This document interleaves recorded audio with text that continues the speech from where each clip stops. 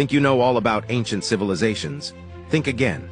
Hidden within Africa are empires so powerful and influential, they change the course of history, but they're often left out of the story.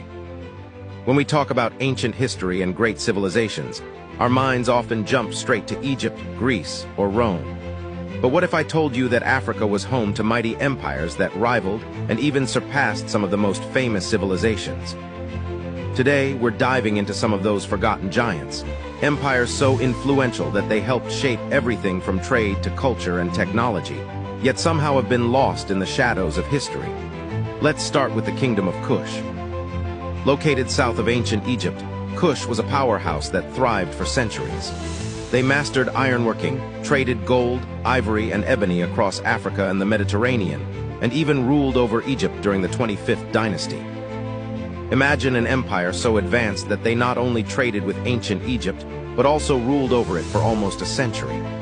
The influence of Kush is felt everywhere, from the design of their pyramids to their sophisticated governance. Next, we have the Ghana Empire, which had nothing to do with modern Ghana. This empire arose in West Africa around the 6th century AD and became one of the wealthiest centers of trade in the world. They controlled the gold trade, which was so valuable that it sparked international interest. Caravans transported gold, salt, and other precious goods across the Sahara, connecting Africa to Europe and Asia.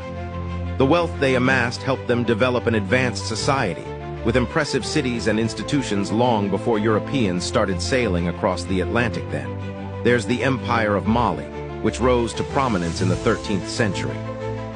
You might remember the legendary Mansa Musa, often called the richest person in history. Under his rule, Mali was a center of learning, culture, and commerce. Their capital, Timbuktu, became a legendary hub for scholarship and spiritual learning, rivaling the greatest cities of the world at the time. Mali's influence wasn't just about wealth. It was about spreading knowledge and culture across continents. Moving on, let's not forget the great Zimbabwe Kingdom. This astonishing stone city, built without mortar, stood for hundreds of years in southeastern Africa.